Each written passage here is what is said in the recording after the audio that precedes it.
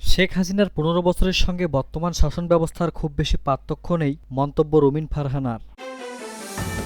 আওয়ামী লীগ জাতীয় পার্টির অস্তিত্ব থাকবে না বললেন নাসিরুদ্দিন পাটোয়ারি। নূরকে ওপেন চ্যালেঞ্জ হাসনাতের।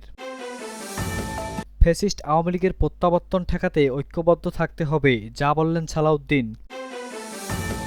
ভারতকে বাংলাদেশে এসে যা শিখতে বললেন হাসনাত আবদুল্লাহ।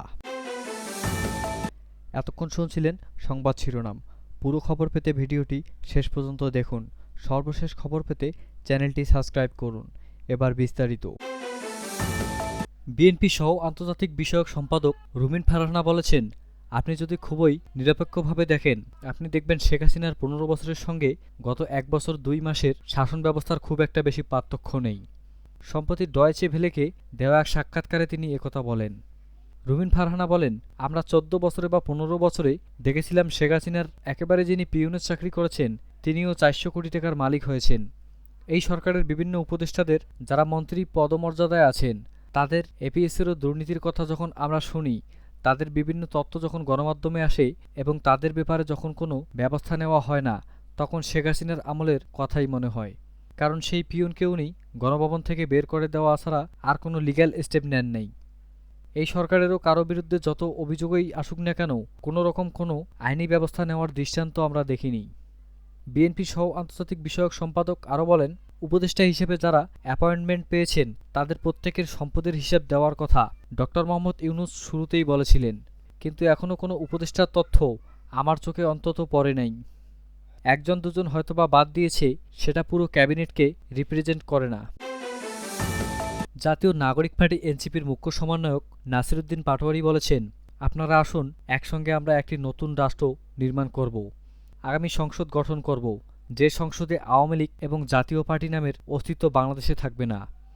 শনিবার সকালে রাজধানীর সেগুনবাগিচায় বিএম ভবনের মাজার সংস্কৃতি, সহিংসতা সংকট ও ভবিষ্যৎ ভাবনা শীর্ষক জাতীয় সংলাপে তিনি একথা বলেন। সংলাপের আয়োজন করে সুফিবাদী প্ল্যাটফর্ম মাকাম। সংলাপের প্রধান অতিথি ছিলেন তথ্য ও সম্প্রচার উপদেষ্টা মাহফুজ আলম। নাসিরুদ্দিন পাটোয়ারি বলেন, জুলাই সনদের আইনি ভিত্তি দেওয়ার দাবি নিয়ে আজকে এনসিপি একটি প্রতিনিধি দল জাতীয় ঐক্যমত্য কমিশনে গিয়েছে। তাদের মূল দাবি জুলাই সনদের আইনি ভিত্তি প্রদান ও অধ্যাদেশ জারি করা। জুলাই সনদে যে শেখ হাসিনার অন্যতম দোসর ও সহযোগীরা স্বাক্ষর না করে, সে বিষয়ে জনমত গঠনের আহ্বান জানান নাসিরুদ্দিন পাটোয়ারি। সনদে অধ্যাপক ইউনূসকে স্বাক্ষর করতে হবে বলেন তিনি। জনতার রক্তের উপর দিয়ে এই সরকার গঠিত হয়েছে উল্লেখ করে এই এনসিপির নেতা আরও বলেন, একটু রিস্ক নিয়ে হলেও জুলাই সনদের অধ্যাদেশ এবং আইনি ভীতি সুন্দরভাবে জনগণের সামনে হাজির করতে সরকারের কাছে আহ্বান জানান তিনি। রাজনৈতিক দলগুলোর উদ্দেশ্যে তিনি বলেন, আলোচনার ভিত্তিতে দ্রুত একটা সমাধান করে সুষ্ঠু নির্বাচনের মধ্য দিয়ে গণতান্ত্রিক উত্তরণের পথে তারা যেতে চান। তবে সনদ বাস্তবায়নের প্রক্রিয়ায় বাধা দিলে নির্বাচন ক্ষতিগ্রস্ত হবে, আর নির্বাচন ক্ষতিগ্রস্ত হলে বাংলাদেশ সংকটের জায়গায় যাবে। নাসিরুদ্দিন পাটোয়ারি বলেন, বর্তমান আলেম ওলামা প্রজন্মের মধ্য যারা রাজনীতি, অর্থনীতি ও ব্যবসার সঙ্গে যুক্ত, তারা একটি মিলনমেলার জায়গায় আসার চেষ্টা করছেন। মাঠে মারামারি, ভাঙচুর বা এ ধরনের অসভ্য কাজগুলো বাংলাদেশে আর হবে না। এ ধরনের সামাজিক সমস্যার সমাধানের জন্য মাজার খানকা বিষয়ক একটি কমিশন গঠনের প্রস্তাবনার কথাও বলেন তিনি। জাতীয় নাগরিক পার্টি এনসিপির বিরুদ্ধে ডিসি-এসপি পদায়নের সুপারিশের অভিযোগ করেছেন গণঅধিকার পরিষদের সভাপতি নুরুল হক নূর। তিনি বলেছেন, ভিপি নূরের সুপারিশে কেউ ডিসি-এসপি ইউনো হয়নি, কিন্তু হাসনাতদের সুপারিশে ডিসি হয়েছে, ইউনো হয়েছে। শনিবার ২৫ অক্টোবর যুগান্তর আয়োজিত রাজনীতিতে স্থিতিশীলতা নির্বাচন ভাবনা শীর্ষক এক গোলটেবিলে বৈঠকে এমন মন্তব্য করেন তিনি। তখনই এই মন্তব্যর কড়া প্রতিবাদ জানিয়েছে এনসিপির মুখ্য সংগঠক দক্ষিণাঞ্চলের হাসনাত আবদুল্লাহ। তিনি বলেন, যদি কেউ তার বিরুদ্ধে ডিসি-এসপি পদায়নের সুপারিশের কথা প্রমাণ করতে পারেন, তাহলে তিনি রাজনীতি থেকে ইস্তফা দেবেন। এর আগে নিজের বক্তব্য শুরু থেকেই বিএনপি, জামায়াত এবং এনসিপিকে নিশানা বানান নূর।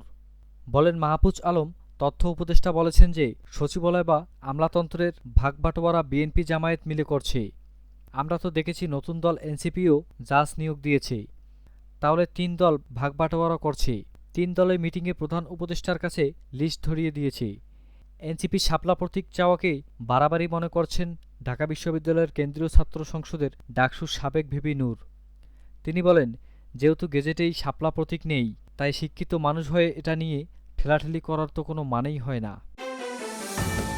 রাজনৈতিক দলের বিভেদের কারণে ফ্যাসিবাদের পুনর্বর্তন ঘটলে জাতি ক্ষমা করবে না বলে মন্তব্য করেছেন বাংলাদেশ জাতীয়তাবাদী দলের বিএনপির স্থায়ী কমিটির সদস্য সালাউদ্দিন আহমেদ। তিনি বলেছেন, ফ্যাসিস্ট আওয়ামী লীগের প্রত্যাবর্তনের সব দরজা বন্ধে ঐক্যবদ্ধ থাকতে হবে। তিনি বলেন, ভবিষ্যতে রাজনৈতিক দলের মতপার্থক্য থাকা সত্ত্বেও দেশ ও সার্বভৌমত্বের প্রশ্নে সবাই ঐক্যবদ্ধ থেকে ফ্যাসিস্ট আওয়ামী লীগের প্রত্যাবর্তন ঠেকাব। আজ শনিবার দুপুরে রাজধানীর শিল্পকলা একাডেমিতে নয়া দিগন্তের প্রতিষ্ঠাবার্ষিকী অনুষ্ঠানে তিনি এসব কথা বলেন। সালাউদ্দিন আহমেদ বলেন, আদর্শ ও মতের পার্থক্য থাকা সত্ত্বেও গণতন্ত্রের স্বার্থে স্বাধীনতা ও সার্বভৌমত্ব রক্ষায় সবাইকে এক হতে হবে। আবেগপ্রবণ কণ্ঠে তিনি আরও বলেন, ২-৪ কলাম লেখার জন্য আমাকে প্রায় ৯.৫ বছর নির্বাসনে থাকতে হয়েছে, আয়নাঘরে থাকতে হয়েছে, নির্যাতনে কারাগারে থাকতে হয়েছে, কিন্তু কখনো সংগ্রামের পথ থেকে পিছিয়ে যায়নি। সালাউদ্দিন আরও বলেন, একসময় আমিও আমার দেশ পত্রিকার সম্পাদক মাহমুদুর রহমান পিজি হাসপাতালের প্রিজন সেলে ছিলাম। করোনারি কেয়ার ইউনিটে একটি ছেলে আমাদের রাখা হয়। তিনি অনশন শুরু করলে তাকে বলেছিলাম, আপনি মারা গেলে শেখ হাসিনা খুশি হবে, দয়া করে অনশন ভঙ্গ করুন। ৬-৭ দিন পর মুরব্বীরা দেখা করে তার অনশন ভাঙান। ছাত্রদের অভ্যুত্থানের গৌরবময় ইতিহাস বুকে ধারণ করে নতুন বাংলাদেশ নির্মাণে সকলকে এগিয়ে আসতে হবে বলে উল্লেখ করেন বিএনপির এই সিনিয়র নেতা। তিনি বলেন, ছাত্র আন্দোলনের রক্তঝরা দিনগুলো স্মৃতিতে ধরে রেখে তার ভিত্তিতেই আমাদের আগামীর বাংলাদেশ গড়তে হবে। সন্তানদের জন্য একটি প্রকৃত গণতান্ত্রিক সমাজ, রাষ্ট্র ও সরকার ব্যবস্থা গড়ে তোলাই হবে আমাদের দায়িত্ব। আমাদের সন্তানদের রক্তের অঙ্গীকার পূরণ করতে হবে বলে সকলের প্রতি আহ্বান জানান বিএনপির স্থায়ী কমিটির এই সদস্য। ভারতকে বাংলাদেশে এসে যা শিখতে বললেন হাসনাত আবদুল্লাহ। জাতীয় নাগরিক পার্টি এনসিপির মুখ্য সংগঠক দক্ষিণাঞ্চলের হাসনাত আবদুল্লাহ বলেন, আমরা সারা পৃথিবীর সামনে একটা উদাহরণ তৈরি করছি যে অন্য ধর্মের মানুষ আমাদের কাছে বেশি নিরাপদ। তিনি বলেন, ভারতকে আমন্ত্রণ জানাচ্ছি, বাংলাদেশে এসে দেখে যান কিভাবে সংখ্যালঘুরা মানবিক অধিকার ও সমমর্যাদা নিয়ে এ দেশে বসবাস করতেছে। ভারত বাংলাদেশে এসে শিখতে পারে কিভাবে সংখ্যালঘুদের অধিকার রক্ষা করতে হয়।